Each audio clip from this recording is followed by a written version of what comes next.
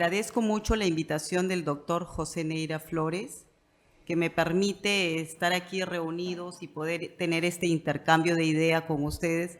Me es muy grato participar con la Escuela Judicial de la Corte de Lima, porque soy jueza de la Corte de Lima, ¿no? Soy jueza del 6º Juzgado Contencioso Administrativo.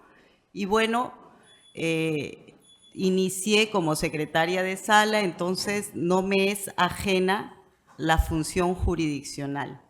Antes de ser magistrada he sido secretaria de sala y bueno, luego ahora jueza titular. Hoy día vamos a conversar sobre el proceso contencioso administrativo como mecanismo de tutela de los derechos sociales fundamentales en el sistema jurídico peruano.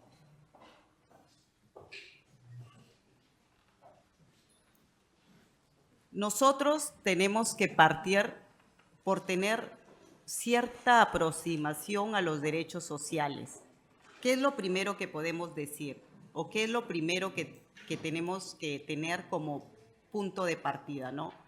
Que en el Perú, al igual que en muchas otras latitudes, no es ajena la idea de que los derechos sociales fundamentales no tienen exigibilidad. Se dice que no tienen una exigibilidad inmediata porque requieren de un desarrollo normativo y que este desarrollo normativo está condicionado a disponibilidad presupuestaria. Entonces, no es inusual que se cuestione su exigibilidad o su vigencia porque dicen que no solo se requiere de un reconocimiento constitucional, sino de un desarrollo legislativo condicionado a una aprobación o a un contenido presupuestario para que sean viables. Entonces, podemos decir que los derechos sociales requieren de una implementación progresiva,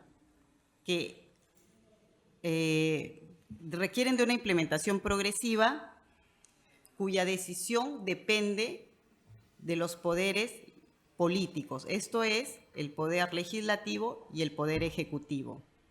Pero si bien es cierto, son estos dos poderes quienes toman la decisión, ¿no?, de aprobar el presupuesto, de proponer qué temas van, el Ministerio de Economía propone en base a que la Comisión de Economía en el Congreso discute y aprueba el presupuesto, si bien es cierto, son decisiones políticas las que atañen la toma de la aprobación de la ley de presupuesto, esta tarea progresiva no es ajena al quehacer jurisdiccional. ¿Por qué? ¿Por qué no es ajena? Si bien es cierto, nosotros no aprobamos, los jueces, los servidores jurisdiccionales, dentro de nuestra actividad, no aprobamos o no definimos o no tramitamos procesos respecto de la ley de presupuesto, lo que sí es propio de nuestra actividad es el control que se hace, al menos desde el proceso contencioso administrativo, de la actuación administrativa. Entonces, los jueces tienen el poder deber de controlar esta actuación administrativa y velar por la vigencia real de los derechos sociales.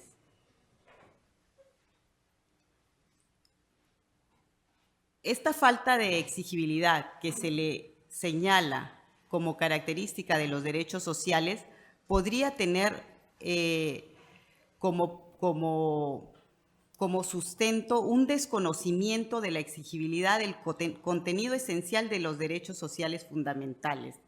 ¿En qué sentido? En que históricamente, primero, cuando se desarrolló el constitucionalismo, aparecieron los derechos de primera generación, o llamados los derechos de libertad, la libertad de expresión. Posteriormente aparecieron los derechos de segunda generación o derechos sociales y así los derechos de tercera generación e incluso se habla de los de derechos de cuarta generación. Entonces, se cree que los derechos sociales fundamentales, como han aparecido históricamente en un segundo plano, se cree que estos derechos no son exigibles o por lo menos no son exigibles de la misma manera que los derechos civiles y políticos, por esa aparición histórica de manera posterior.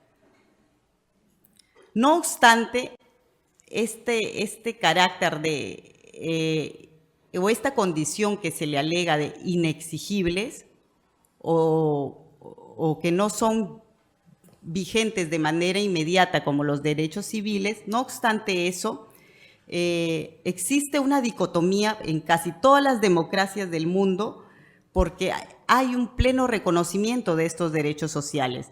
Tenemos nosotros que en nuestra Constitución se reconocen los derechos sociales y económicos a partir del artículo 4.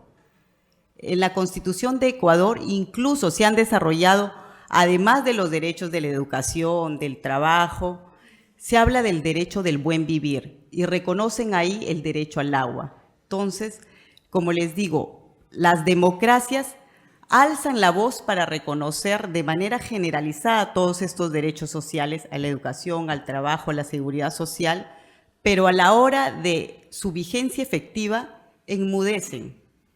Todo dependiendo del mayor o nivel de desarrollo económico del país al que aludimos, ¿no?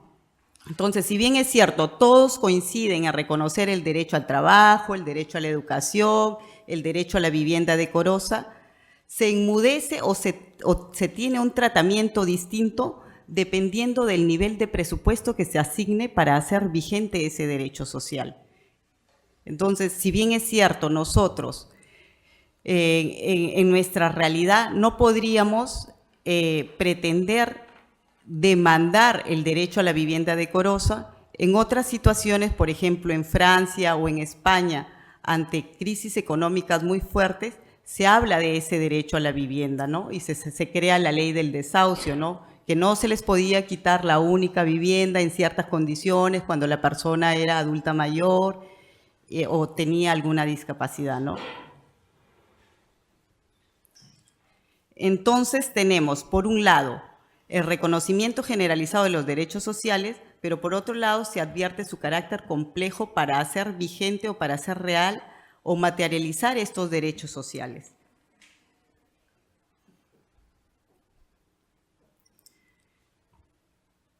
En ese sentido, podemos decir que se advierte un incumplimiento reiterado y sostenido de la administración pública en algunos temas vinculados a la efectividad de los derechos sociales fundamentales, que se encuentran directamente reconocidos en la Constitución, en las convenciones internacionales y que incluso han sido desarrollados en la legislación interna.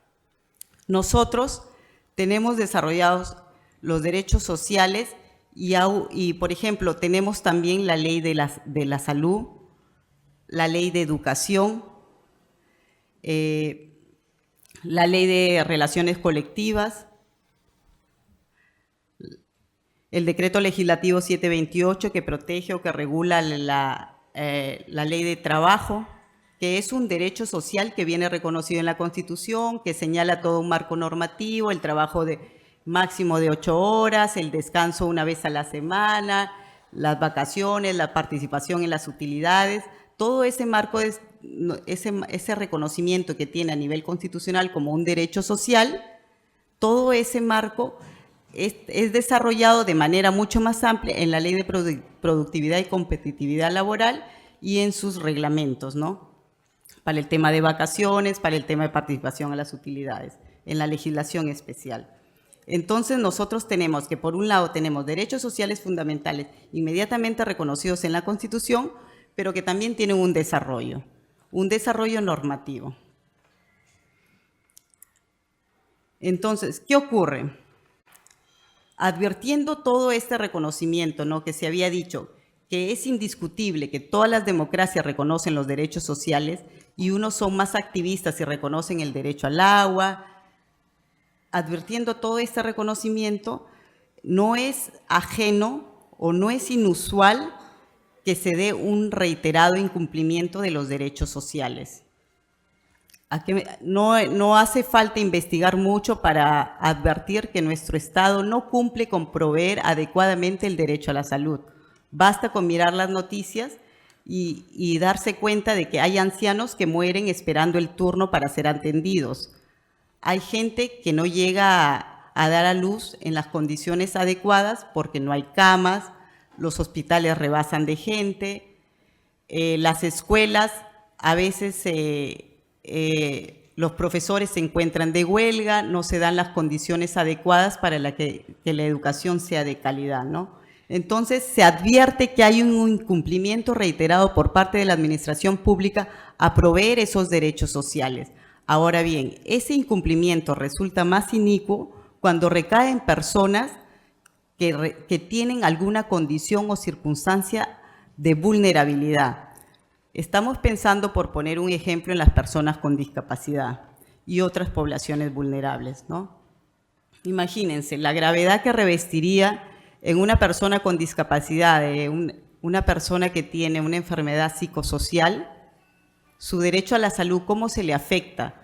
Ustedes saben que solo hay 8 hospitales psiquiátricos a nivel nacional, y si una persona requiere un tratamiento para ser internado, lamentablemente va a tener que ser desarraigada de su núcleo familiar para ser trasladada. Segundo, los medicamentos y los tratamientos psiquiátricos son muy onerosos y no son cubiertos por el seguro. Entonces, eso agrava más la situación. Como les digo, el derecho a la salud no se cumple en todos los ciudadanos o en la gran mayoría, pero cuando estas personas tienen alguna vulnerabilidad, esta situación se agrava más. Lo mismo ocurre con las personas adultos mayores o con los niños, que son las personas más vulnerables y que requieren una protección especial. Esta inacción por parte del Estado para cubrir o para cumplir con brindar vigencia o efectividad a los derechos sociales, esta inactividad material puede afectar de manera individual o puede también afectar a una pluralidad de sujetos. ¿Qué significa esto, no? Que yo puedo ser afectada por mi derecho a la salud o puedo estar dentro de un colectivo de personas afectadas por mi derecho a la salud. Pensamos, por ejemplo, en aquellas comunidades de nuestra selva, de nuestra Amazonía, que están viéndose afectados por la minería ilegal. Nosotros sabemos que estas comunidades de nuestra selva se alimentan básicamente de la pesca. Si los ríos están contaminados, su derecho a la salud se está viendo seriamente afectado, ¿no? Entonces, ahí hay todo un colectivo que podría ser identificado que está afectándosele su derecho a la salud, además de su derecho al medio ambiente equilibrado. En esos casos nosotros tenemos que, según el precedente vinculante 168-2005 PATC Maximiliano Villanueva Valverde, el proceso contencioso administrativo, tendríamos dos opciones. Uno, el proceso contencioso administrativo o el proceso de cumplimiento en la vía constitucional. En ese precedente, en el 168-2005, se establece cuándo es que se debe optar por irse a la vía constitucional o cuándo se debe optar por irse a la vía contenciosa. Según el precedente, para que se pueda ir a la vía constitucional, tiene que usarse de manera residual, tiene que tratarse de una obligación cierta, expresa, exigible, líquida o liquidable, y si se trata de un acto administrativo, tiene que estar la persona debidamente determinada. Si se cumplen estos supuestos y tiene el carácter de residual, la pretensión podría ser tramitada en el proceso constitucional de cumplimiento. Para los otros supuestos, en donde no se trata de una obligación cierta, expresa, exigible, vigente, el proceso contencioso administrativo es la vía ordinaria. Entonces, nosotros en nuestro país tenemos dos vías ante la inacción administrativa. Por un lado, el proceso contencioso administrativo como vía ordinaria o la vía constitucional a través de la pretensión de cumplimiento. Los requisitos para acudir al proceso de cumplimiento están desarrollados en ese precedente vinculante, el 168-2005 PATC. ¿Qué es lo que se trata de sentar como posición en esta disertación? Que teniendo claro que el proceso contencioso administrativo también sirve para tutelar derechos sociales fundamentales como un mecanismo ordinario, puede utilizar herramientas procesales que han sido desarrolladas de manera mucho más amplia por la vía constitucional. Herramienta procesal a la que se alude, que es el estado de cosas inconstitucionales. Más adelante vamos a desarrollar en qué consiste el estado de cosas inconstitucionales. Y a la vez también decimos que en el proceso contencioso administrativo tenemos como una herramienta material que es la prohibición de regresividad de los derechos sociales. Es decir, que no se puede retroceder en los derechos sociales ya alcanzados. Por eso, de manera generalizada, se dice, ¿no?, que no se podrían rebajar las pensiones, no se podrían rebajar los salarios, porque los derechos sociales siempre van en aumento, nunca en retroceso. Esa es una garantía que se ha establecido y que también podría ser materia de tutela dentro de un proceso contencioso administrativo.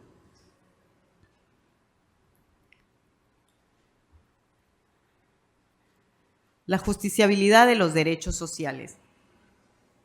Hasta hace poco se consideraba que los derechos sociales no eran verdaderos derechos, puesto que no eran exigibles, por constituir solo un catálogo de derechos de contenido político, pero que para su vigencia requerían de una implementación que estaba condicionada a una aprobación presupuestaria y que se iba a dar progresivamente. En ese sentido, se decía que estaban exentos de control judicial, pues corresponde a las autoridades políticas su implementación progresiva. ¿Qué significa esto? Que si bien es cierto, como ya se les dijo, los derechos sociales son reconocidos por todas las democracias en todas las constituciones, respecto de su juridicidad o su nivel de exigibilidad, se discute mucho porque dice que esto depende de las decisiones políticas que van a ser implementadas progresivamente y por lo tanto el Poder Judicial no puede controlar esa progresividad. No corresponde a los jueces intervenir en las políticas públicas. Eso es lo que prácticamente se decía, ¿no? Ahora, según María Usín, esta posición de decir que los derechos sociales no tienen exigibilidad, no son justiciables, esta posición significa generar una diferencia de clase entre los derechos civiles y políticos y los derechos económicos, sociales y culturales.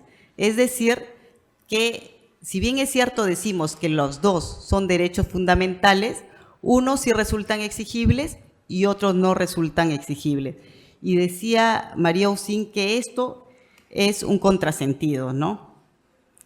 Partir de que los derechos sociales son inexigibles significaba generar como unos derechos de segunda clase o de segundo nivel. Dice que los derechos sociales tienen vigencia normativa y exigibilidad plena. La dificultad está en bogar por su vigencia sociológica.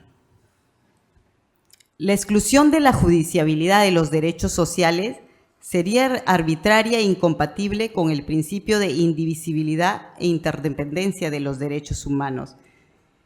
¿A qué se refiere esta diapositiva? Que si nosotros excluimos la exigibilidad de los derechos sociales, esto contraviene el principio de indivisibilidad e interdependencia de los derechos humanos, es decir, que los derechos humanos se interrelacionan, porque para nosotros sería impensable, por ejemplo, el derecho al voto. Nosotros decimos que el derecho al voto es un derecho civil y político. Todos estamos de acuerdo en que el derecho al voto es un derecho civil y político. Por lo tanto, tiene exigibilidad inmediata. No obstante esa exigibilidad inmediata, sería ilógico pensar que no requiere un quehacer por parte del Estado, que hayan organismos electorales, que se asigne un presupuesto para que se pueda emitir o realizar una elección y los ciudadanos puedan participar y emitir su o ejercitar su derecho al voto. Entonces, esta diferenciación que se hace entre que los derechos civiles y políticos no generan un gasto o no afectan el presupuesto y los derechos sociales sí afectan el presupuesto, es meramente doctrinal o es meramente, no tiene un sustento en la realidad porque los derechos se interrelacionan entre sí. Por ejemplo, el derecho al voto, como les digo, para ejercitarlo requiere un quehacer. Y ese derecho al voto definitivamente será mejor ejercido si es que el ciudadano viene informado, si tiene educación, si se le prestan las condiciones para que se realice. Según Luigi Ferrajoli, esta debilidad política que se le asigna a los derechos sociales es fruto de una debilidad teórica, pues gran parte de la cultura politóloga no considera que se trate propiamente de derechos. Los argumentos son casi siempre los mismos, que a estos derechos les corresponden, antes que prohibiciones de lesión, obligaciones de prestación positiva, cuya satisfacción no consiste en un no hacer, sino en un hacer, que no resultarían coercibles ni justiciables. Es decir, nosotros, por ejemplo, tenemos el derecho a la libertad de tránsito. Nadie puede prohibirnos que nos movamos. Ellos dicen que los derechos de la libertad o los derechos civiles no generan un presupuesto porque sencillamente es la omisión del Estado de no vulnerar o de no afectar ese derecho.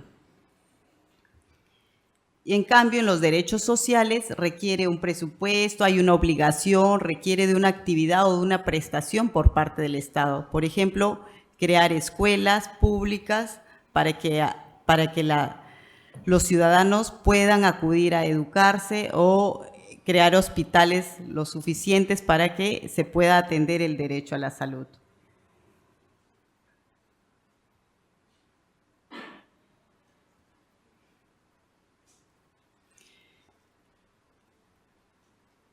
Pero nosotros tenemos que tener en claro que esta tradicional diferencia que se asigna entre los derechos civiles y políticos, como aquellos que se privilegia la libertad y que implican una mera extensión del Estado en aras de garantizar esa libertad y que en consecuencia lo hace ejecutable por sí, y los derechos sociales, entendidos como aquellos que implican un gasto presupuestario o una actividad por parte del Estado de manera progresiva, no son tan diferentes. Estos derechos, ni un derecho civil o político se puede decir que no genera gasto, porque, como les digo, el derecho al voto genera todo una burocracia administrativa, genera órganos electorales, se requiere habilitar colegios, se requiere imprimir cédulas de sufragio.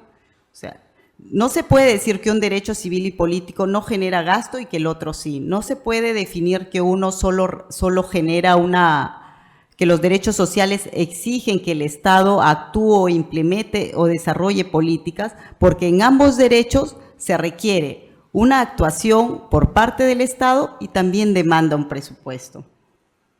Por ejemplo, si estamos hablando del derecho a la propiedad, efectivamente, el derecho a la propiedad, cada uno conforme trabaja adquiere su propiedad. Se dan cuenta de la relación que existe, es conforme a ese trabajo remunerado que está garantizado en la Constitución, es que uno puede adquirir una propiedad. Y para que esta propiedad sea respetada por todos, requiere que el Estado brinde policías, efectivos, para que haya un respeto, un orden por la propiedad privada. O sea, no podemos decir que en los derechos civiles el Estado sencillamente se abstiene, sino que para garantizar ese derecho también requiere de cierta actuación y proveer de un presupuesto para poder atender a ese derecho, ¿no? En el caso del derecho de la propiedad, el Estado tendría que garantizarlo con policías, con serenazgo, a través de las municipalidades, ¿no? En el caso del derecho al voto, tendría que garantizarlo a través de toda esa burocracia electoral que se genera para que los ciudadanos puedan libremente concurrir a votar.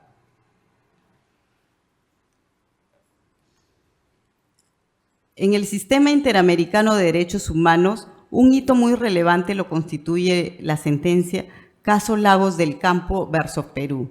En esta sentencia, ya la Corte Interamericana de Derechos Humanos realiza un análisis y una interpretación evolutiva del artículo 26 de la Convención. En el artículo 26 de la Convención Americana, los Estados partes se comprometen a tutelar los derechos sociales y a velar por su implementación progresivamente en las medidas de sus posibilidades.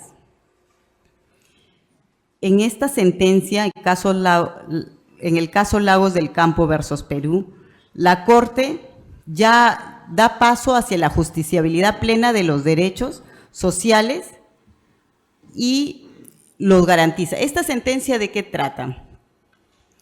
Esta sentencia aquí lo que se cuestiona es el derecho a la estabilidad laboral de un trabajador. Este trabajador en un medio era un representante sindical, no era el secretario del sindicato, tenía un cierto cargo, una representatividad dentro de los trabajadores, pero sin estar protegido dentro del fuero sindical. Entonces, emitió un comentario como que en las elecciones del sindicato, el gerente o la directiva quería imponer un sindicato, ¿no? Quería nombrar a los directivos del sindicato y bueno, a los gerentes no les gustó este comentario que el señor hizo en los medios de prensa y lo despidieron. Lo despidieron porque decía que había afectado le imputaron una falta grave, ¿no? Que es el generar agravios contra el empleador o expresarse. Falta de respeto al empleador. Y lo despidieron, gracias. Lo despidieron. En primera instancia le dijeron infundada porque efectivamente se había ido más allá de los términos, que no le costaba. En segunda y en tercera instancia, hasta casación, no le reconocieron su derecho. ¿Qué hizo la Corte Interamericana de Derechos Humanos? La Corte advirtió, claro, no le reconocían su derecho porque no tenía la condición de dirigente sindical. Entonces, no estaba protegido dentro del fuero sindical y en la instancia nacional no lo reconocieron. Ahora, la Corte Interamericana de Derechos Humanos, en este caso, lo tuteló porque le dijo que bastaba que tenga esa representatividad de los trabajadores para estar dentro de esa protección. Y dijo que en ese caso ese despido era nulo y que el trabajador debería ser reincorporado y que el Estado peruano había faltado a su deber de velar por un trabajo digno, un trabajo justo, un trabajo que se dé en unas situaciones adecuadas, con el derecho a huelga y el derecho a sindicalizarse de manera libre. Entonces, esta sentencia fue un hito porque fue una de las primeras en las que se protegía o se discutía un derecho social como es el derecho al trabajo. O sea, nosotros tenemos muchas sentencias de la Corte Interamericana en temas como torturas, desapariciones, en temas de género, ¿no? Como campo algodonero, en fin, pero esta es una de las primeras respecto a un derecho social y en concreto respecto del derecho al trabajo. Entonces, en esta sentencia ya se está dando un paso hacia la justiciabilidad plena y directa de los derechos económicos, sociales y culturales y ambientales, ¿no? Así está desarrollada. A nivel jurisprudencial en Perú, existen muchos pronunciamientos respecto de la exigibilidad de los derechos sociales. Si bien es cierto, tenemos sentencias hasta el 2005, 2006, en el caso de las personas que tenían VIH. Estas personas, como no habían cotizado para la seguridad, no tenían atención en el seguro social, ni en las postas ni hospitales del Ministerio de Salud. Entonces, demandaban que se les atienda porque requerían su tratamiento, requerían hacerse análisis, y bueno, el Seguro Social le decía, no estás afiliado, lo lamento, no te puedo coberturar. Entonces, en vía de amparo, ellos decían que estaban atentándose contra su vida, contra su derecho a la salud, Y bueno, el Tribunal Constitucional en estos casos, apreciando la afectación directa de este derecho a la salud, que incidía en el derecho a la vida, es que amparaba, ¿no? Entonces ahí se ve esa interdependencia que hay entre un derecho social y un derecho civil y político. O sea, no es que sean estancos totalmente divididos, ¿no? Es que no es que vamos a decir que hoy evaluamos derechos sociales, sino que al evaluar en este caso el Tribunal Constitucional veía que esta afectación no solo era de un derecho social, como el derecho a la salud, sino que afectaba directamente en el derecho a la vida de ese ciudadano y lo amparaba. Por eso es que amparó. De estas sentencias se han estado emitiendo 2002, 4 y 6. En otros países, probablemente, dependiendo de su nivel de desarrollo, no ha sido necesario que se tenga que judicializar un caso tan grave, ¿no?, como el de una persona que tiene VIH para demandarle al Estado atención a su derecho a salud. Lamentablemente, en nuestro país se ha tenido que dar y ahora ya el Ministerio de Salud, ya las personas que tienen VIH, ya les provee su medicina y ya les provee toda su atención.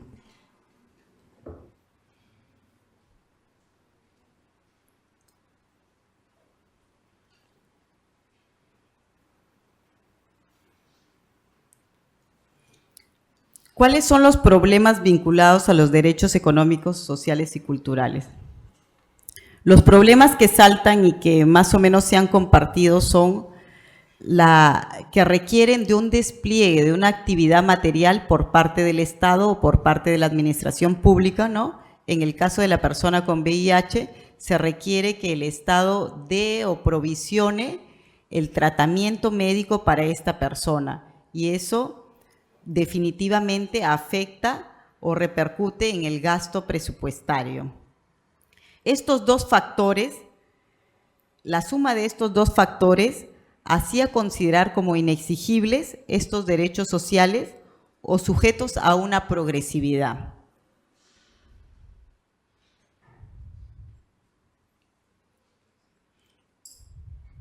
Entonces tenemos que los problemas sobre estos derechos es que requieren una actuación por parte del Estado y que esta actuación demanda de un presupuesto. Básicamente en esos dos factores son los que determinan que se digan que estos derechos son inexigibles y que su vigencia será materializada progresivamente.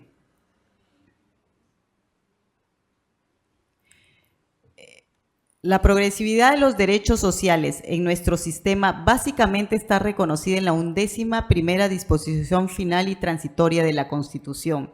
En este dispositivo, literalmente se establece que todos los derechos constitucionales que generen o afecten el presupuesto serán implementados progresivamente. Entonces, en la sentencia de las personas con VIH, en efecto se decía, ¿qué es lo que decía de salud? Si bien es cierto, esta persona tiene derecho a la salud, tiene derecho a la vida, pero estos derechos demandan de un presupuesto. Y como no ha cotizado, no está dentro de las condiciones para ser atendida. Entonces le decía, progresivamente yo implementaré esto. Progresivamente yo coberturaré este derecho a la salud de las personas que tengan VIH. Pero ahí el tribunal zanjaba el tema y decía, es que este derecho a la salud está incidiendo directamente en el derecho a la vida y reviste tal gravedad que esa progresividad no puede estar sin una fecha, sine die, ¿no? O sea, al infinito, algún día lo implementaré. No, esto lo tienes que coberturar hoy y ahora porque esta persona lo requiere atendiendo a la gravedad de su circunstancia. O sea, no era un resfrío, era una enfermedad que podía acarrearle la muerte a esta persona o que viva en unas condiciones miserables porque sus defensas se van perdiendo, porque, en fin, ¿no? Y agravado a la condición de pobreza, estos dos factores podrían hacer que esa persona no tenga una vida como lo señala la Constitución, digna, ¿no?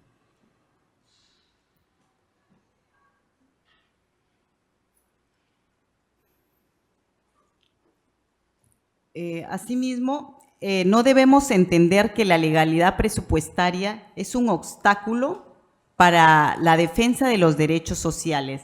Tenemos que tener en claro que la legalidad presupuestaria es un instrumento, no es un fin en sí mismo, sino que es un instrumento en función de la persona humana, de la dignidad de la persona humana y de la protección de esos derechos de la persona.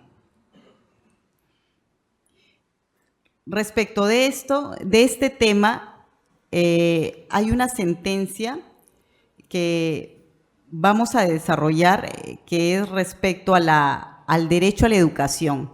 El derecho a la educación en una zona rural de dos señoritas, dos jóvenes que no podían acceder a la educación, ¿no? Y que la UGEL decía, no hay escuelas, no hay presupuesto. La UGEL de Amazonas, de Utcubamba, se excusaba diciendo eso, ¿no? Va a ser progresivo. Como les digo, la legalidad presupuestaria del gasto público no tiene que ser considerada como un fin, es sencillamente un instrumento para el ejercicio de los derechos sociales, de los derechos fundamentales de la persona.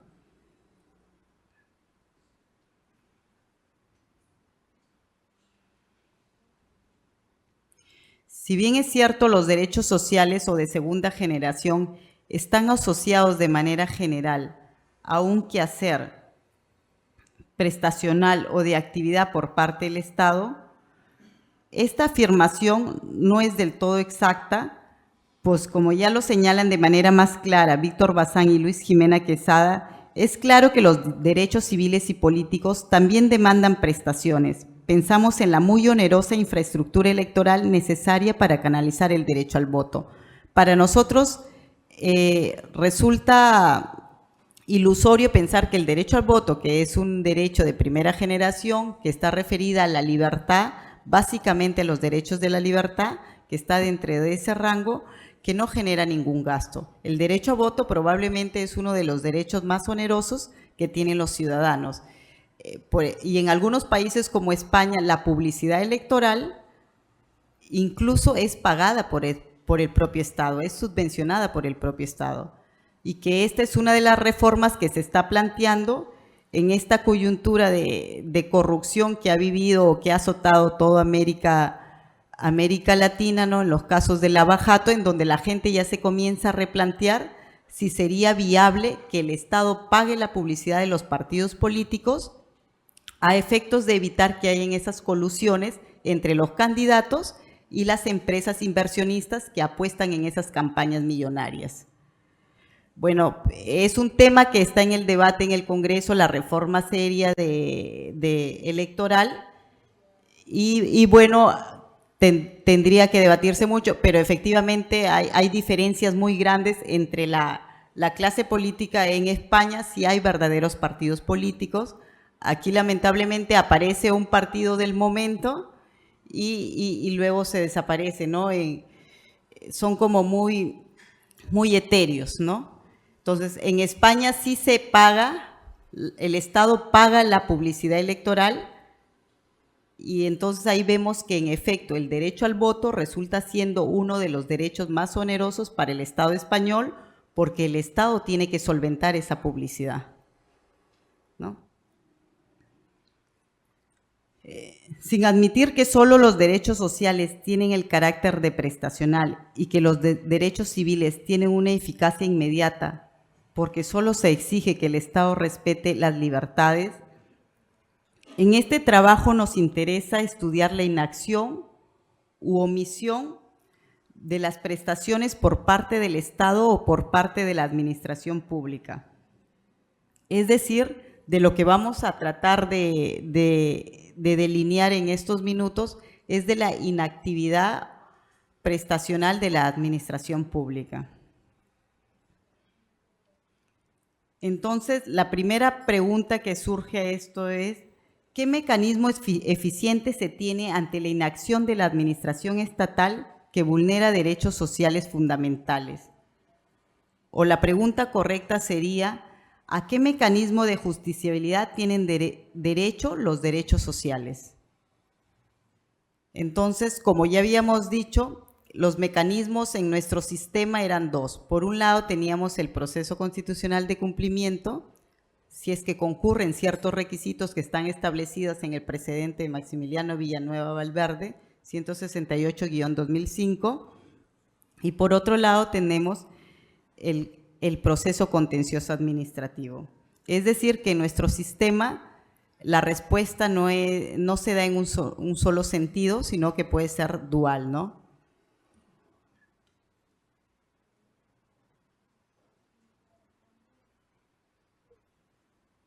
El proceso contencioso administrativo. El proceso contencioso administrativo inicialmente fue para cuestionar los actos de la administración pública, es decir, para cuestionar la actividad de la administración pública.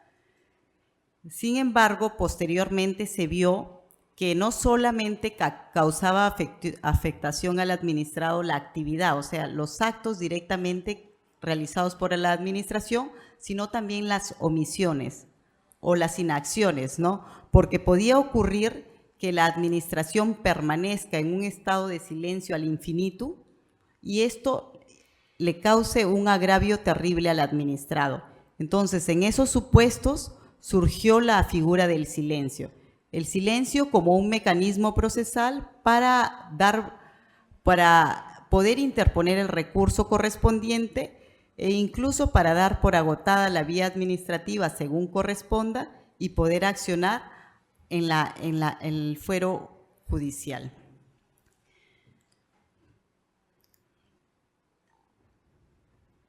Entonces tenemos que en el proceso contencioso administrativo ya no solo se cuestionaban los actos administrativos, sino también la inactividad administrativa, porque era una manera muy frecuente de afectar o de generarle un perjuicio a los administrados. Y además porque su incumplimiento resultaba ilegítimo toda vez que la administración pública, por el principio de legalidad, estaba obligada a actuar.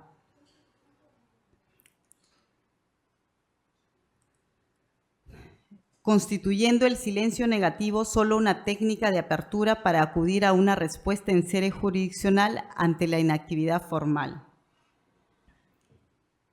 Entonces nosotros tenemos, por un lado, que el proceso contencioso administrativo inicialmente fue concebido como un proceso meramente revisor para verificar los actos de la administración pública, pero después se entendió que también podía ser para verificar las inacciones, las omisiones materiales por parte de la administración pública, porque ésta podía generar mucho perjuicio a los administrados si es que permanecía en un estado de silencio al infinito. Imagínense ustedes, están peticionando una licencia de funcionamiento. La administración pública no se pronuncia, no obstante que la ley le obliga a pronunciarse, que tiene que cumplir ciertos plazos, no se pronuncia. Entonces surge la figura del silencio para tutelar al administrado y para que no se siga en esa condición de afectación hasta el infinito, que la administración pública tenga a bien resolverle su pedido. Entonces tenemos que el proceso contencioso administrativo, inicialmente que con un carácter revisor, luego tiene ya un contenido subjetivo en donde se le demandaba también para que actúe ante los incumplimientos a los mandatos que están establecidos en las normas, porque la administración pública para que actúe tiene que estar previamente habilitada por la ley. La diferencia que se puede dar entre el proceso de cumplimiento y la pretensión de cumplimiento establecida en el proceso contencioso administrativo, ante esta inactividad por parte del Estado, viene dado por su carácter residual. Es decir, que para que se ventile un proceso constitucional de cumplimiento tiene que tener este carácter residual y cumplirse los requisitos que están establecidos en este precedente vinculante. Por lo que la pretensión de cumplimiento del proceso contencioso administrativo vendría a ser la vía procesal ordinaria para dilucidar la inactividad administrativa. Ante los demás supuestos que no se puedan tramitar en la vía constitucional del cumplimiento, La vía ordinaria vendría a ser el proceso contencioso administrativo.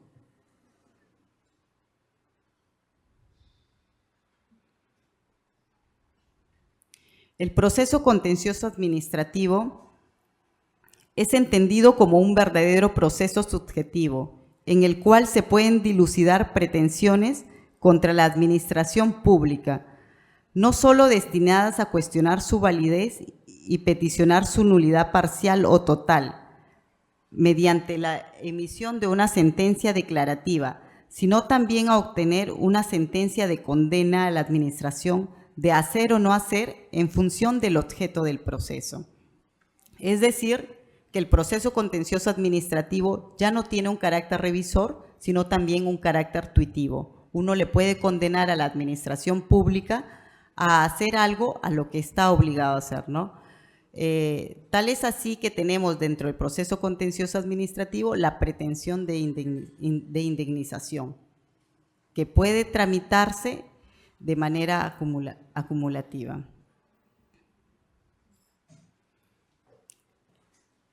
Entonces, nosotros ya tenemos claro que el proceso contencioso administrativo sirve para tutelar los supuestos de inactividad material por parte de la administración pública y podríamos añadir a esto que, aunque no de modo indiscutible, que los jueces del contencioso administrativo, al igual que los jueces constitucionales, pueden emplear para el desarrollo de sus funciones o para la tutela de estos derechos de los administrados, la herramienta procesal del estado de cosas inconstitucionales, que vendría a operar cuando se advierta un incumplimiento masivo, constante y reiterado de algún derecho social fundamental. Es decir, cuando hay una falla estructural de parte de alguno o de algunos de alguna administración pública. Esto conforme a una interpretación pro homine. ¿Qué significa? El estado de cosas inconstitucionales es una herramienta procesal que se ha tomado de la jurisprudencia colombiana, que sirve para tutelar supuestos de fallas estructurales de la administración pública que se repiten en una pluralidad de sujetos. Vendría a ser que en supuestos idénticos no solo se encuentran varios afectados y que este tribunal dicta la sentencia, pero no solo para la persona que ha demandado, sino que en ejecución se podrían sumar todas aquellas personas que se encuentren en la misma situación de afectación. ¿Por qué? Porque se trata de fallas estructurales que se replican se replican en perjuicio de un pluralidad de sujetos. Ojo, no estamos dentro de una acción de inconstitucionalidad, porque ahí sencillamente al declarar que esta ley es inconstitucional sale del ámbito, ¿no? Deja de tener efectos. No estamos dentro de un control difuso, porque ustedes saben que el control difuso solo se aplica para los sujetos que han intervenido en esa relación procesal, ¿no? El demandante y el demandado, pero la norma sigue vigente. No. ¿De qué se trata este estado de cosas inconstitucionales? Es una herramienta procesal que al advertir un patrón sistematizado de omisiones por parte del Estado, determina que este Estado contraviene la Constitución y por lo tanto que no puede persistir, de tal manera que esa sentencia que ampara a esa persona, en ejecución de sentencia, protege a todos, se extiende sus efectos. Como les digo, es muy distinto al control difuso porque el control difuso solo es interpartes. Acá los efectos del estado de cosas inconstitucionales se extienden a la pluralidad de afectados, ¿no? ¿Por qué? ¿Por qué se extiende? Porque como el tribunal o el órgano constitucional advierte que hay una vulneración constante de un derecho constitucional, de un derecho fundamental, esta situación no debe persistir. Y bueno, resulta bastante beneficioso y este es uno de los mejores aportes de esta herramienta porque se evita fallos contradictorios. Imagínense que por el mismo proceso una persona demande ante un juzgado y este juzgado le ampare, pero en otro proceso el juzgado no ampare. La carga procesal que se estaría evitando, que por supuestos idénticos se multipliquen los casos por un mismo asunto. Y bueno, en base a esto es que la jurisprudencia colombiana viene desarrollando y que ha sido tomado por nuestro sistema. Ahora, hay dos casos respecto al estado de cosas inconstitucionales que ha desarrollado el tribunal, que sí son importantes y que si ustedes los he compartido a través de Kenia para que lo revisen, el caso de las hermanas Ciesa Fernández. Les comento a grosso modo para que entiendan esta figura y de ahí para vincularla al quehacer jurisdiccional de los jueces contencioso administrativos. En el caso de las hermanas Ciesa Fernández es una sentencia de marzo del 2017, es reciente esa jurisprudencia. No tiene el carácter de precedente vinculante, pero ya está marcando el sentido. ¿Qué ocurre? Eran dos hermanas, una se llama Elita y la otra Maribel. Estas hermanas tienen 18 y 19 años. Viven en un distrito de La Flor que pertenece a la provincia de Ucubamba, Amazonas. ¿Cuál era el petitorio de estas personas? Estas personas querían estudiar, el primero es secundaria. Entonces se inscribieron en la escuela de su distrito y el director de la escuela las admitió. No obstante, tuvo que hacer su informe al director de la UGEL para comunicarle que estas personas eran mayores de edad, pero que no habían escuelas, que la escuela era nueva, que para que ellas vayan a un centro de educación para su edad, no un CEBA, tenían que irse 2 horas en camino de Raje y luego tomar un bus con el costo económico, y estas clases eran en horario nocturno. Imagínense, 4 horas de ida, 4 horas de vuelta y todos los días. Y eran 2 señoritas, entonces decía que se les iba a causar mucha afectación, por eso el director de la escuela consideró que era válido admitirlas como dentro de la educación secundaria regular. ¿Qué dijo el director de la UGEL? El director de la UGEL dijo que la ley de educación había establecido la currícula y había dado los parámetros en base a los cuales se desarrollaba la educación inicial, primaria y secundaria. Y para la secundaria había establecido las edades entre 11 y 17 años. Entonces las señoritas Ciesa Fernández no estaban dentro del rubro. Y el director del OGEL dijo que no se podían matricular, que por favor busquen un CEBA próximo a su domicilio. O sea, ignoró todo el informe que le había trasladado el director, diciéndole no hay escuela, tienen que irse 4 horas de ida y de vuelta. Estas señoritas presentaron su demanda de amparo. En primera instancia, el juez de Ucubamba amparó la pretensión y dijo que se le estaba afectando su derecho a la educación, que por favor las inscriban.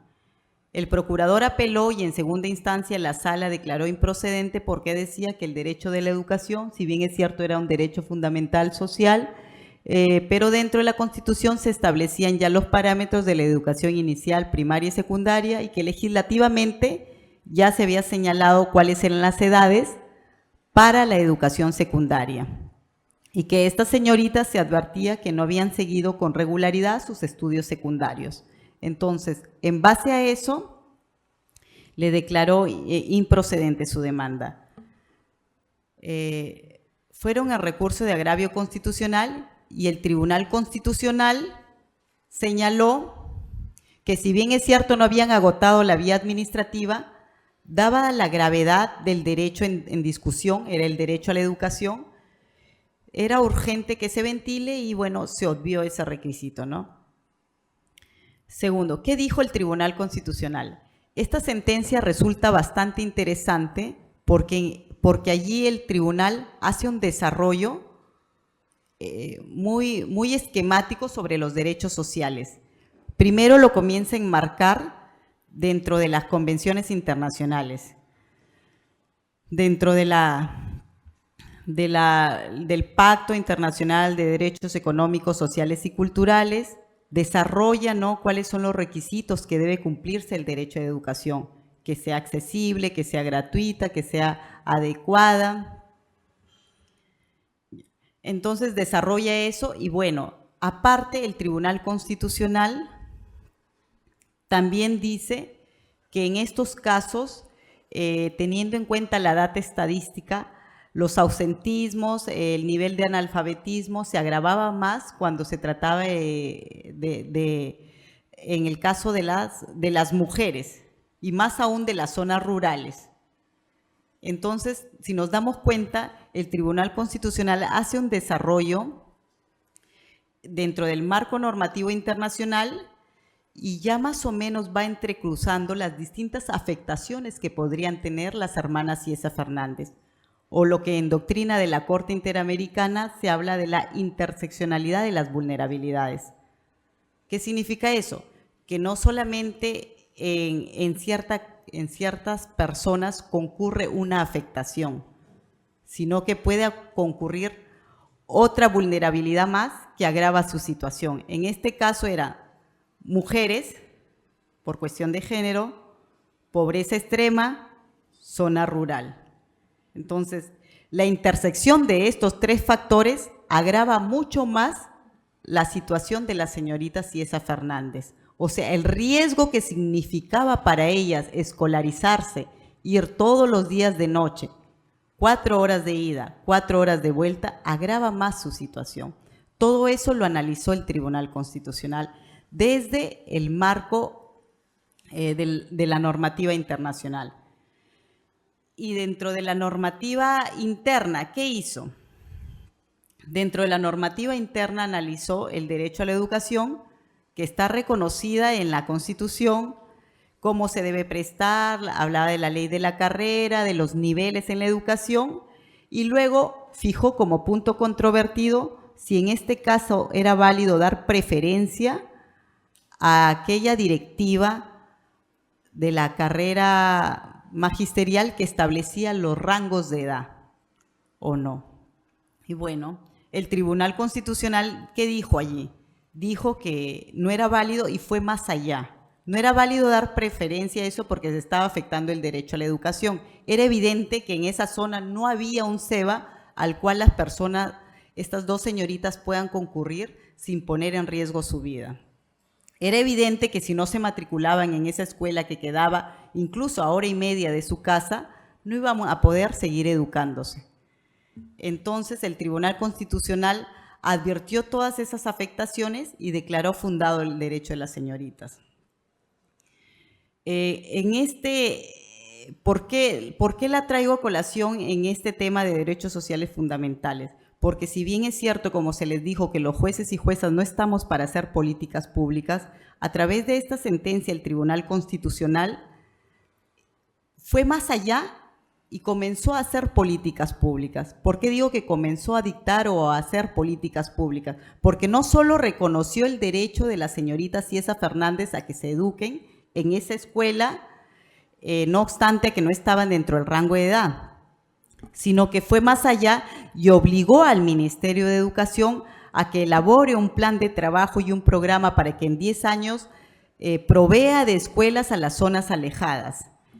Y no solo eso, analizó que toda esa falla estructural, en base a los datos estadísticos con los que contaba en el desarrollo de esa sentencia, analizó que esta afectación no solo era de la señorita Ciesa Fernández, o sea, no solo de ellas, porque no son los únicos habitantes de La Flor, sino que a través de esta sentencia dijo que estas fallas estructurales del Ministerio de Educación se repetían en una pluralidad de sujetos.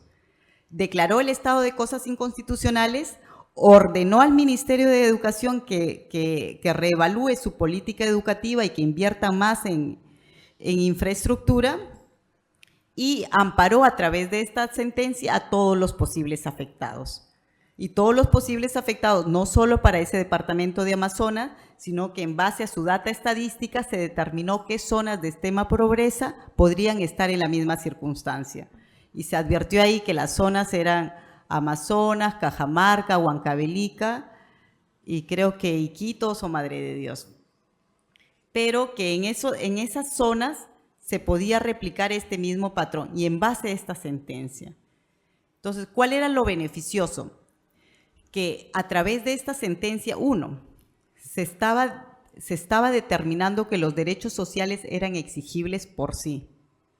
Y eran tan exigibles que no solo su reconocimiento era para los que habían tenido ese acceso a poder acudir a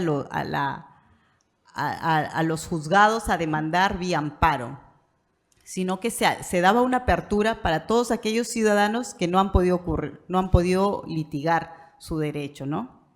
No han podido judicializarlo. 2, se evitaba lo que les decía, que hayan sentencias contradictorias, con el desprestigio que eso podría haber significado para el Poder Judicial, ¿no? Imagínense, el juez de Cajamarca dice que es fundada, el de Amazonas que es infundada, el de Piura que es fundada, y en fin, ¿no? Con todo ese descrédito. 3, se aligeraba la carga judicial. Entonces, en estos temas, si bien es cierto, es un derecho social que era progresivo, el Tribunal Constitucional advirtió que el Estado no había dado muestras de un avance real y concreto. Por eso es que determinó que era exigible que se elabore el plan y que se tutele. Y bueno, en este caso determinó que las señoritas tenían derecho a educarse porque la omisión o la afectación iba a ser muy grave, y se beneficiaron todas las personas que se encuentren en la misma situación. De eso se trata el estado de cosas inconstitucionales, que la sentencia comprende en sus efectos a personas que no han demandado, pero que se encuentran en idéntica situación porque hay una falla estructural por parte del Estado. Ahora, que yo estaba diciendo inicialmente que el proceso contencioso administrativo es la vía ordinaria ante la inactividad de la administración pública. Entonces, esta herramienta que se emplea en los procesos constitucionales, que la ha empleado el Tribunal Constitucional, podría ser válidamente empleada en cualquier fuero. En el caso de los procesos contenciosos administrativos, por una interpretación pro homine, nosotros podríamos valernos de esta figura si concurren obviamente los presupuestos, que hay una falla estructural por parte de uno o más órganos y que se afecta a un colectivo. Si estamos así, se declara el estado de cosas inconstitucionales, se ordena a la administración que adecúe su conducta y se establece que se beneficien el colectivo que se sienta afectado y que esté en las mismas condiciones, ¿no? Entonces, valiéndonos de esta herramienta procesal empleada en los procesos constitucionales, también se puede trasladar al proceso contencioso administrativo para tutelar estos derechos sociales fundamentales. Como les digo, esta posición no está del todo, no se puede decir que es un dogma o que es algo aceptado de manera uniforme por todos los jueces, porque definitivamente es una figura nueva que está empleando el Tribunal Constitucional, que se está desarrollando recientemente, que ha sido importada de la jurisprudencia colombiana. Entonces, es algo que se está introduciendo, pero como les digo, por una interpretación pro homine, para hacer de manera más extensiva la tutela de los derechos sociales, para que estos se entiendan como efectivos, y no solamente para aquellos sujetos que tienen la suerte o la posibilidad de poder demandarlo. Para todos ellos, a través del estado de cosas inconstitucionales, se podría amparar su pretensión. De hecho, yo he tenido la oportunidad de emplear esta técnica en una sentencia que se encuentra en apelación, y bueno, esperemos voy a esperar cuál va a ser el pronunciamiento de la sala, porque también se advirtió una afectación sistemática por parte de un organismo electoral y se dieron las pautas para que se establezcan o se reencamine hacia un desarrollo constitucional de este derecho al voto de las personas con discapacidad, que era el demandante. Y bueno, como se advirtió que podría haber un colectivo de personas con discapacidad que podría ser afectada, se extendieron los efectos. De lo que se trata con el estado de cosas inconstitucionales es cesar con la violación masiva de derechos fundamentales de diversas personas, producto de las fallas estructurales de entidades estatales, a fin de evitar que estos incumplimientos masivos y reiterados por parte del Estado persistan respecto de una pluralidad de personas. No obstante, a recaer sobre derechos fundamentales, lo cual pondría en tela de juicio la vigencia de los derechos y además de esta manera se daría una respuesta justa y oportuna. Justa, ¿y por qué oportuna? Porque muchas personas se beneficiarían con esta sentencia, ¿no? Al extenderse todos estos efectos. ¿Cuáles serían las consecuencias de declarar el estado de cosas inconstitucionales?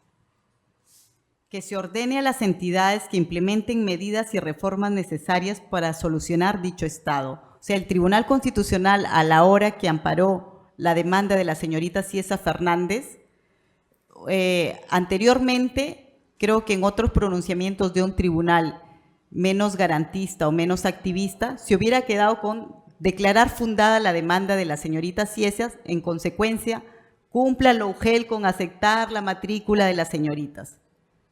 Creo que eso hubiera hecho, ¿no?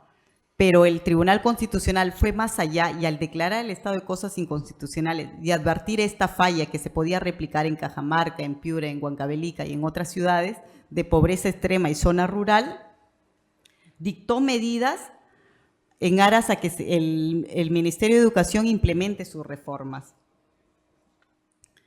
Otro efecto de esta sentencia es, no, como les digo, no es que los efectos de la sentencia se extiendan más allá de las partes, a la pluralidad de afectados. Entonces tenemos que, si bien es cierto, no corresponde a los jueces hacer política pública, en determinados supuestos, cuando se advierta esta afectación constante, reiterada, estas fallas estructurales que afecten derechos sociales fundamentales o que afecten un derecho fundamental, los jueces pueden declarar que esa actuación de parte del Estado contraviene la Constitución. Y al contravenir la Constitución, puede, más allá de tutelar el derecho de los justiciables que han concurrido, puede declarar y ordenar que se adopten las medidas necesarias para revertir esa situación de inconstitucionalidad. O sea, ampara, tutela el derecho en concreto de estas personas, pero también declara que ese Estado contraviene la Constitución y que debe enmendarse. Y como esta situación resulta inconstitucional y podría afectar a muchos sujetos, los comprende dentro de esta sentencia.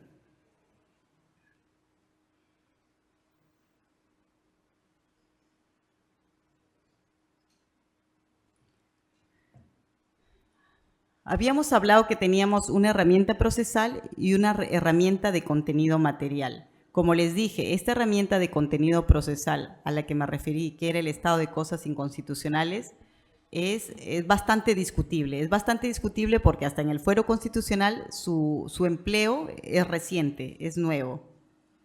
Entonces va a generar mucho debate. Y otra herramienta material que tenemos, que es el principio de no regresividad. ¿Qué es el principio de no regresividad? Es la obligación que tienen los estados de no retroceder en los derechos sociales ya alcanzados. Constituye una limitación, es decir, si nosotros ya tenemos una ley que aprueba el sueldo mínimo vital, ahorita creo que está en 950, 930. Ya no se podría retroceder y tratar de establecer una remuneración mínima vital por debajo de ese salario. Ya no se podría. ¿Por qué? Porque estos derechos son progresivos. A eso se refiere, hay un límite. Entonces, se limita al legislativo, que no puede regular por debajo de ese mínimo ya establecido, y también se limita al ejecutivo, que no puede actuar por debajo de ese límite. no se pueden adoptar reglamentaciones por debajo de ese mínimo establecido ya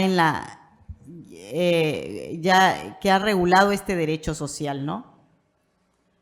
Se trata de una garantía de carácter sustantivo que busca proteger el contenido de los derechos vigentes al momento de la adopción de la obligación internacional y el nivel de goce alcanzado cada vez que el Estado, en cumplimiento de su obligación de progresividad, haya producido una mejora.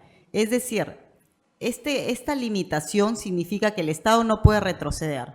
Pero ojo, no es solo que el Estado no puede retroceder, el Estado también tiene un deber de progresar y avanzar en la tutela de los derechos sociales. Y precisamente en la sentencia que les comenté de las hermanas Ciesa Fernández, ahí el Tribunal Constitucional analiza y le dice al Ministerio de Educación, usted en el tema de educación, por niño ha invertido tantos soles, pero en infraestructura, en las zonas rurales no ha crecido, y le comienza a analizar todo hace todo un desglose del presupuesto. Es más, esa sentencia me parece súper interesante porque se pensaría que es el ministro de Educación que está sustentando el pliego ante la Comisión de Presupuesto, ¿no? Le dice en aulas, en infraestructura, en libros, en uniforme, en vaso de leche, en esto, en profesores, en formación. Le dice, pero en infraestructura, que era el tema de accesibilidad que estaba siendo afectada la señorita Ciesa, en infraestructura no has crecido. Y en las zonas rurales, peor. Entonces, hace todo ese desarrollo y le dice, no solo te has mantenido, sino que no has avanzado en implementar. Y tu compromiso, el compromiso del Estado peruano respecto a los derechos sociales era avanzar, progresar, implementar. Y respecto a la accesibilidad, incluso le dice, hemos retrocedido porque se han cerrado escuelas públicas. Y le dice bien sustentado y de manera técnica. Por eso le digo, esa sentencia del Tribunal Constitucional es bastante ilustrativa para este tema porque grafica de tal manera que parece que estuviera el Tribunal Constitucional próximo a proponer un pliego presupuestario para el Ministerio de Educación. O sea, lo detalla, ¿no? En aulas, infraestructura, educación, niños, niñas, zona rural, costa, sierra, zona de pobreza, quechua hablante, en fin, pormenoriza bastante.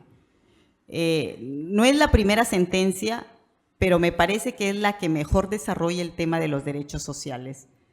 No es la primera sentencia en la que el Tribunal Constitucional emplea esta herramienta. Anteriormente, y que fue en el 2012, en el caso de fue la primera vez que empleó el estado de cosas inconstitucionales y que obligó al Consejo Nacional de la Magistratura a cambiar su reglamento. ¿Qué ocurría? El caso era de una magistrada de Lambayeque. Esta magistrada no había sido ratificada. Como no había sido ratificada, salió la resolución, no ha sido ratificada. Entonces la magistrada presentó su escrito y dijo, solicito acceso a mi expediente. Y le dijeron, no, mi reglamento dice que tu expediente es confidencial. Entonces la magistrada obviamente recurrió, se fue a la vía de amparo y solicitaba el acceso a su carpeta. Le decían en primera instancia y segunda instancia no infundada, infundada, y ya el Tribunal Constitucional, ¿qué advierte? El Tribunal Constitucional efectivamente advierte, mire señores CNM, ¿cómo ustedes van a decir que esta carpeta es confidencial, que es reservada, si la que la está solicitando es la misma magistrada, es la misma afectada? Entonces, no pasaba el tema de la confidencialidad. Y le dijo, infundada, tiene derecho a revisar su carpeta, no obstante que no había sido ratificada. Y ahí declaró el estado de cosas inconstitucionales. ¿Por qué? Porque dijo que ya era una práctica estructurada, reiterada por parte del CNM de reservar o guardar privacidad respecto de las carpetas con ese reglamento. Le dijo, oye, te recomiendo CNM que adaptes tu reglamento a la Constitución, que cumplas con el derecho de información, ley de transparencia y todo lo demás. Tal es así que ahora el CNM ya no tiene esa restricción. Si uno postula, puede acceder a su carpeta. Si uno no es ratificado, puede acceder a su carpeta. Hay cosas obviamente que por ahí no han estado previstas, ¿no? Por ejemplo, a mí me parece que debería estar mejor regulado el tema de los exámenes, ¿no? Según el reglamento dice que estos, una vez publicada la nota, se anulan. ¿Pero por qué se anulan? O sea, a mí me gustaría revisar qué marqué, no marqué, mis nervios me traicionaron, me gustaría ver la ficha óptica. Pero bueno, son temas que pueden ir surgiendo, ¿no? Pero para ese momento, en el tema de las no ratificaciones, el Tribunal Constitucional declaró por primera vez el estado de cosas inconstitucionales y exhortó al CNM para que adecue su reglamento de tal forma que no afecte de manera sistemática este derecho fundamental a acceder a su carpeta, ¿no? Por transparencia y todo. El fundamento, bueno, volviendo al tema del principio no regresividad, el fundamento de esta prohibición en materia de derechos sociales descansa en la seguridad jurídica obtenida en los avances y logros de las conquistas en materia social, que es la satisfacción de todo ser humano de ciertas necesidades consideradas básicas a la luz de la noción de la dignidad humana y del desarrollo de la sociedad. Estas dos técnicas, tanto desde el punto de vista procesal y desde el punto de vista material, el principio de no regresividad complementado con el principio de progresividad de los derechos sociales, estas herramientas pueden ser empleadas desde el proceso contencioso administrativo para tutelar los derechos sociales que se le ventilen, ¿no? Que se ventilen en esos fueros. Esto es sin caer en un activismo judicial que sea o sea, estas dos herramientas deben ser empleadas, pero no por eso significa un activismo judicial imprudente, que genere una bancarrota fiscal, ¿no? Sino que debe ser ejercido mesuradamente, prudentemente, sin invadir las competencias propias de los poderes legislativo y ejecutivo, pero sin tolerar una indiferencia, desidia o inercia por parte de la administración pública. Me explico. Estas dos herramientas sirven para que de una manera consciente y activista se ordene a la administración pública, ejecute o reformule sus políticas, pero tiene que ser bien ejercitada, tiene que ser un activismo judicial prudente, que no genere una crisis económica, ¿no?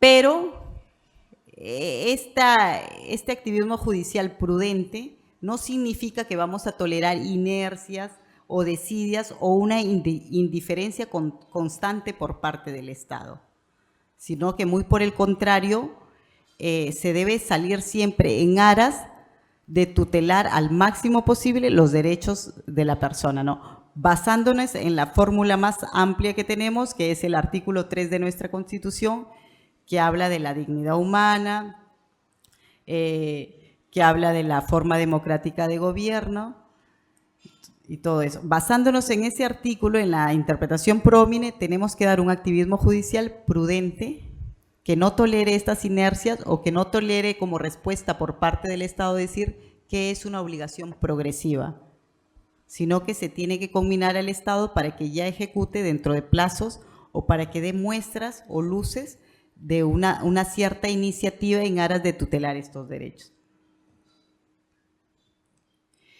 Bueno, nosotros habíamos dicho que como Poder Judicial no estamos obligados a generar políticas públicas, pero les dije que esos supuestos no eran del todo acertados porque a través de una sentencia, y les he mencionado dos del Tribunal Constitucional, se están haciendo políticas públicas, se ha direccionado la actuación o el desarrollo del quehacer administrativo.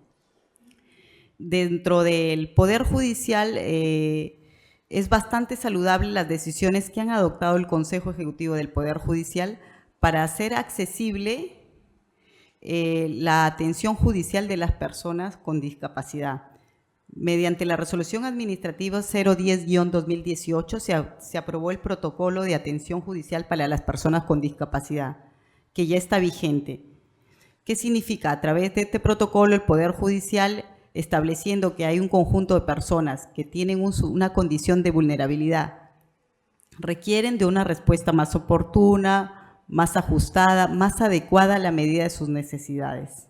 Entonces, se estableció en este protocolo que se fijen dentro de la infraestructura, que existan rampas, que sean locales accesibles, que se cuente con un ascensor, que si no los hay, el magistrado o el auxiliar tienda a bajar. En fin, se han dado varias pautas de actuación por parte de los servidores jurisdiccionales y de los magistrados en aras de tutelar. Como les digo, todo ello en base a que si bien es cierto, no se trata de hacer políticas públicas, a la hora de brindar este servicio judicial, sí se está teniendo en cuenta esta circunstancia particular de estos litigantes para brindarle un mejor trato, ¿no?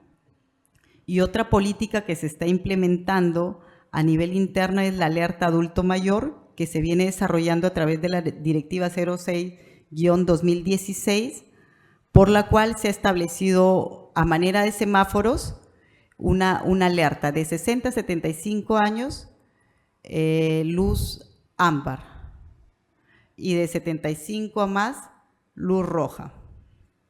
Entonces, ¿qué va a significar? Que a nosotros cuando, en nuestra tarea de mesa de partes, cuando nos suban un escrito o nos llegue un escrito, ya va a surgir esa alerta. Entonces le debemos dar preferencia o prioridad dependiendo del rango de edad.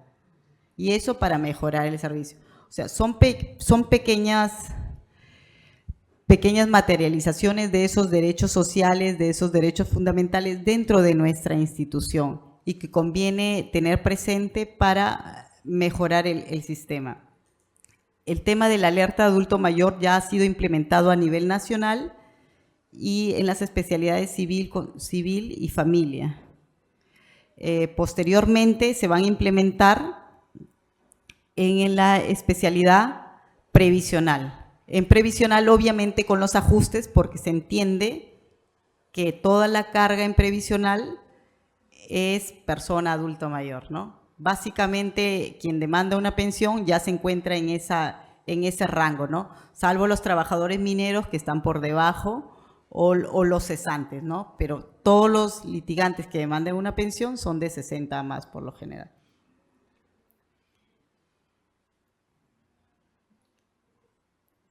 Bueno, ese era un cuadro gráfico respecto de la carga en base al boletín estadístico de la Corte de Lima para el año 2017. Se arrojó que en la especialidad previsional habían ingresado 17.315 demandas para 5 juzgados previsionales. Entonces, probablemente con este uso de la alerta adulto mayor, por lo menos vamos a saber quiénes estarían en ese rango cuando se implemente. Todavía no está en la especialidad previsional. Conclusiones. ¿Qué podemos decir de todo esto que hemos hablado de los derechos sociales? Que tanto los derechos sociales, económicos y culturales son derechos fundamentales, que tienen una unidad conceptual que se fundamenta en la dignidad humana y que se interrelacionan entre sí. Tal es así que la eficacia de los derechos civiles y políticos se asienta en una vigencia mínima de los derechos sociales. Que el término generación de derechos humanos u otras formas equivalentes como derechos de primera, segunda o tercera generación no afecta su naturaleza y que no son derechos exentos de justiciabilidad. O sea, el hecho que se les denomine derechos de segunda generación no quiere decir que sean unos derechos como de segunda clase o de segundo nivel y que no sean exigibles, sino todo lo contrario, son derechos vigentes que interactúan y que pueden afectar a veces muchas veces directamente los derechos de primera generación. Y 3, que si aceptamos la naturaleza jurídica y no solo política de los derechos sociales, partimos por señalar que sí tienen carácter exigible y en consecuencia se deben contar con mecanismos eficaces para exigir su cumplimiento ante una inactividad material, ya sea en la vía constitucional o en la vía del proceso contencioso administrativo, para lo cual los jueces de la especialidad contencioso administrativo podían tomar estas herramientas más usadas en el derecho constitucional, como es el estado de cosas inconstitucionales o el principio de no regresividad de los derechos sociales, con el fin de evitar que los vicios estructurales de las entidades de la administración pública sigan vulnerando los derechos sociales fundamentales. Bueno, muchísimas gracias por su atención y quedo a la espera de preguntas.